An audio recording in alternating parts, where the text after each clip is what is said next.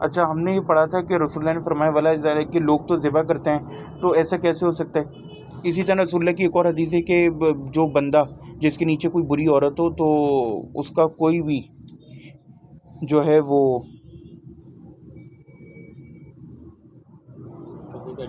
اس کو اور وہ اس کو طلاق نہیں دیتا تو اس کا کوئی بھی اچھائی قبول نہیں، اس طرح کا متن ہے۔ حاضہ متن منکر، یہ بھی منکر متن ہے۔ کیف لم یطلق، وہ کہتے ہیں کہ ایسا کیسے، فإن الأصل أن يصبر على مثله ولعل الله أن يجعلها تستقيم، کہ ہو سکتا ہے کہ وہ صبر کرے اور اللہ اس کو کچھ اچھا عطا فرماتے، اور آخر نوح اور لوط علیہ السلام کے نیچے بھی تو کافرہ عورتیں تھیں، تو اس لیے اس کا یہ حدیث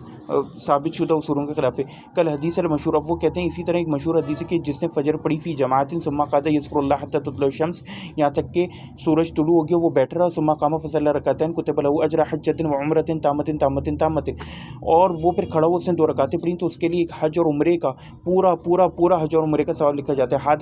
ھذا حدیث المنکر، اس کو ہمارے دیوبندی بریلوی بھائی بہت کوٹ کرتے ہیں، لیکن یہ حدیث بھی منکر ہے، وہ مخالف للثابت، کیونکہ یہ مخالف ہے اس سے جو رسول اللہ سے ثابت ہے، نبی صلی اللہ علیہ وسلم انہ کان یقعد حتی تطلع الشمس، یہاں تک کہ سورج طلوع ہو جاتا تھا نبی کریم صلی اللہ علیہ وسلم بیٹھ رہتے تھے، لیس فی انہ کان یقوم فیصلی، اور اس کے اندر نہیں کہ رسول اللہ اٹھ کے 2 رکعت نماز پڑھتے تھے، وکانوا یتذاکرون الجاہلیہ ویضحکون ویبتسم، اور یہ صحیح مسلم میں آئی حدیث کہ وہ لوگ صحابہ بیٹھ کے رسول اللہ کے ارد گرد فجر کے بعد اپنے جاہلیت کے قصے ذکر کرتے تھے اور ہنستے مسکراتے تھے کہ ہم کیسی بیوقوفی کی حرکت کرتے تھے۔ ھذا هو الحدیث فیما رواه حفظه اسرائیل وشعبہ وزہیر وغیرہم عن سماک عن جابر بن سمرہ،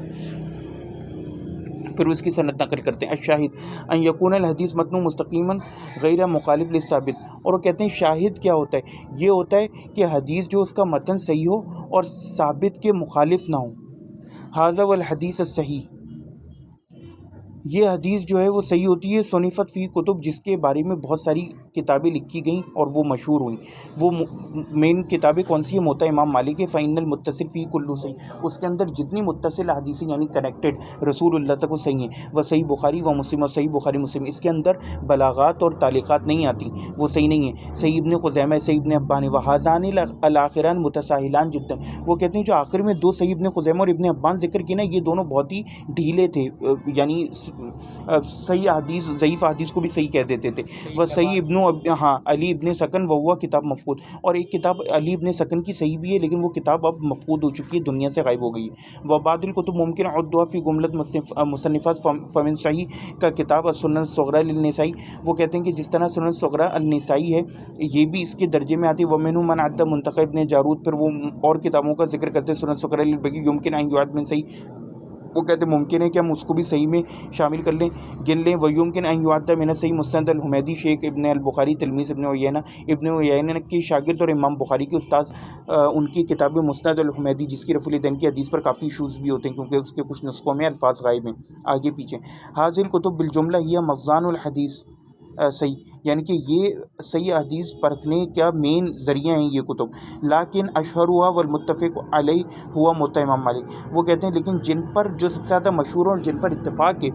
وہ ہیں امام مالک کی موطا، صحیح بخاری، صحیح مسلم، ونقول متفق علیہ عند اہل علم، اور ہم کہتے ہیں کہ متفق علیہ ہیں اہل علم کے نزدیک، بل موطا امام مالک اعظم و اجل عند الائمہ الفضل، بلکہ موطا امام مالک ائمہ اعظم ائمہ کے نزدیک زیادہ بڑے درجے میں۔ ھذا وینبغی ان نقول بانہ لا بد من الاعتناء بالحدیث صحیح وتتبع وحفظہ وضبطہ والعمل به لان هذه هي الغایہ من علم الحدیث، وہ کہتے ہیں کہ ہم یہ کہتے ہیں کہ ہونا تو ہی چاہیے کہ انسان ہر وقت صحیح حدیث سے جڑا رہے، اس کی حفاظت کرتا رہے، اس کو یاد کرتا رہے، اس کی خدمت کرتا رہے، اس کو یاد کرے، اس پر عمل کرے، کیونکہ یہی ایک علم حدیث حاصل کرنے کا مین مقصد ہے، ورنہ کیا ہے ضعیف حدیث جمع کرنا، فضائل اعمال موطا امام مالک پڑھنی چاہیے ہمیں۔ ہاں، اس کے اندر لیکن جو متصل اسناد ہیں، المتواتر والتواتر، تواتر اور متواتر کیا ہے؟ اب وہ وہی باتیں جو متاخرین ہیں ان کے نزدیک ڈیفینیشن یہ کہ 4 ہوں تو متواتر ہے، 5 ہیں تو متواتر ہیں، 40 ہیں، 10 ہیں، لیکن متقدمین کے نزدیک کیا تھا؟ ہوا ان یشتہر الحدیث و یستفیض، وہ حدیث جو مشہور ہو جائے اور پھیل جائے، کا قول البخاری۔ اچھا، یہ لازم نہیں آتا تواتر سے کہ وہ حدیث صحیح بھی ہے، جیسے امام بخاری کا قول ہے وتواتر الاخبار النبی صلی اللہ علیہ وسلم ان القرآن کلام اللہ، کہ نبی کریم صلی اللہ علیہ وسلم سے یہ بات جو ہے تواتر کے درجے تک ثابت ہو گئی ہے کہ قرآن اللہ کا کلام ہے۔ وقول المروزی، اور امام مروزی کا قول کہ اللہ تبارک و تعالیٰ نے اپنے رستے کی اور کتاب و سنت کے رستے کی پیروی کا حکم دیا، اور اس کے حوالے سے بہت ساری احادیث متواتر رسول اللہ سے آئیں کہ اللہ اور رسول کی پیروی کرو، اور اللہ نے خود بھی قرآن میں یہ فرمائے۔ وقول ابن خزیمہ، اور جیسے ابن خزیمہ کا قول ہے تواتر الاخبار نبی عرین نبی صلی اللہ علیہ وسلم سجد سجدتین صاحب یوم ذی الیدین، کہ نبی کریم صلی اللہ علیہ وسلم نے سے کہ تواتر کے ساتھ یہ خبر ہم تک آئی ہے، کیونکہ ہم نے پیچھے پڑھا تھا حدیث کو خبر بھی کہتے ہیں اور اثر بھی کہتے ہیں۔ ابو ہریرہ سے کہ نبی کریم صلی اللہ علیہ وسلم نے سجدے سہو کے 2 سجدے کیے ذوالیدین والے دن۔ تنبیہ اٹینشن، لا یوجد لفظ الاحد عند ائمہ الہدی، آپ الاحد کا لفظ ائمہ ہدی کے نزدیک نہیں پائیں گے، متقدمین کے نزدیک، من اہل الحدیث المتقدمین، وانما هو مصطلح خبیث، بلکہ یہ بری خبیث مصطلح ہے جو احدثہ اہل البدع غایۃ منہ رد الاحادیث صفات اللہ تبارک و تعالی وما لا یوافق اهواءهم۔ ہاں، اہل البدع نے یہ حدیث بعد میں متاخرین نے بنائی، حنفیوں نے نہیں، اور بھی اہل حدیث بھی اس میں شامل ہیں بعد کے، اور یہ انہوں نے کیوں بنائی ہے؟ تاکہ وہ یہ کہیں کہ یہ تو خبر احاد ہے، یہ تو ایک رستے سے آئی ہے، اس کا انکار کر دو، سمجھے؟ اور جو ان کی نفس کو، جو ان کی خواہشات کے خلاف وہ حدیث، اب رفع الیدین نہیں پسند، خبر احاد بول دو، جلسہ استراحت نہیں پسند، خبر احاد بول دو، انکار کرے چلے آؤ۔ الحدیث المعروف، اب ہم پڑھیں گے حدیث معروف کیا ہوتی ہے۔ هو الحدیث الصحیح المشہور والمنتشر، یہ منتشر بھی ہے، مشہور بھی ہے، یعنی تواتر کی حد تک پہنچی ہوئی ہو، اور صحیح بھی ہے، تو ایسی حدیث کو ہم الحدیث المعروف کہیں گے۔ جیسے کہ حدیث انما الاعمال بالنیات کے عمل کا دار و مدار نیت پر ہے، یہ بخاری میں، اخرجہ التسع الا مالک، امام مالک کے علاوہ باقی اس کو 9 لوگوں نے، یعنی صاحب ستہ کتب ستہ، اور غالباً اس کے اندر دارمی وغیرہ بھی آتے ہیں۔ وہ حدیث لعن اللہ یہود و نصارى واتخذوا قبور انبیاء وصالحین مساجد، اور اسی طرح وہ حدیث بھی صحیح ہے جس میں رسول اللہ نے فرمایا کہ اللہ کی لعنت ہو یہود و نصارى پر، انہوں نے اپنے انبیاء کی قبور کو اور صالحین کی قبور کو مسجد بنا لی ہے سجدہ کرنے کی جگہ۔ اس کو امام احمد نے والبخاری اور مسلم نے تخریج کیا ہے۔ وہ حدیث، اور اسی طرح وہ حدیث من کان یؤمن باللہ والیوم الاخر فلیقل خیرا او لیصمت، کہ جو بندہ اللہ پر اور یوم آخرت پر ایمان رکھتے اسے چاہیے کہ وہ اچھی بات کہے یا چپ رہے۔ اخرجہ احمد والبخاری مسلم، اس کو بھی احمد اور بخاری مسلم نے تخریج کیا ہے۔ فائدہ، قد یکون الحدیث مشہورا ولکن بالضعف، ایسا بھی ہو سکتا ہے کہ کوئی حدیث مشہور ہو لیکن ضعف کے ساتھ، کوئی اس کے اندر پرابلم ہو۔ الا ان ھذا لا یکون مشہورا الا عند ائمہ، اور یہ بھی ہوتا ہے کہ وہ مشہور ہو لیکن ائمہ حفاظ کے نزدیک، یعنی عام لوگوں میں نہیں، لیکن محدثین اس کو اچھی طرح جانتے ہوں کہ یہ اس ضعف کی وجہ سے مشہور ہے، لیکن اس کا مطلب یہ نہیں کہ وہ صحیح ہو گئی، کیونکہ ہم نے کیا کہا؟ الحدیث المعروف الصحیح المشہور المنتشر، جو صحیح بھی ہو، ضعیف نہ ہو، اور پھر مشہور اور منتشر ہو، ورنہ تو ایسی ضعیف حدیثیں مشہور ہیں کہ جن کی کوئی سند نہیں، کہ چین سے جا کے علم لو، اب وہ بھی نہیں ہے صحیح حدیث، من گھڑت موضوع حدیث۔ ہاں آپ یہ کہہ لیجئے۔ اچھا، اب آپ آ جائیے اصح شیء فی الباب، کہ سب سے زیادہ صحیح شے اس باب میں کیا ہے۔ عموماً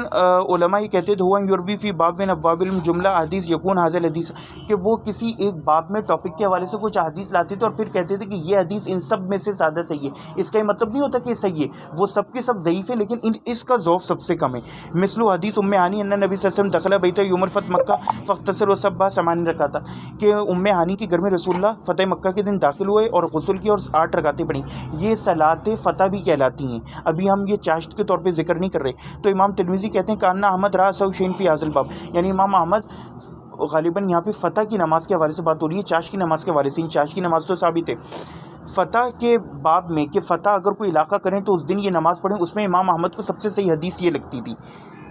حدیث ہانی وحاظ الحدیث قد روی من حدیث ابی ہریرہ، پھر یہ نام ذکر کرتے ہیں کہ عائشہ امامہ اور ان سب سے بھی حدیث مروی ابن عباس، لیکن حدیث ہانی اصح ہوا، لیکن امام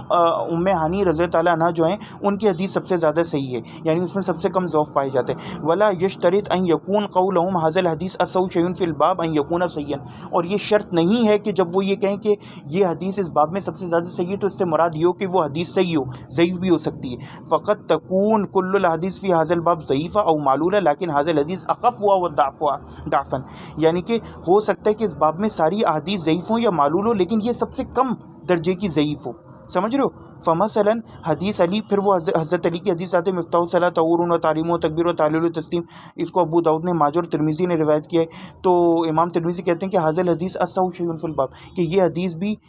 اس باب میں سب سے زیادہ اصح شیء ہے، اور آپ لوگ اس کی جا کے نا ترمذی کے کمنٹس اور پڑھ سکتے ہیں اور ابو داؤد وغیرہ کے۔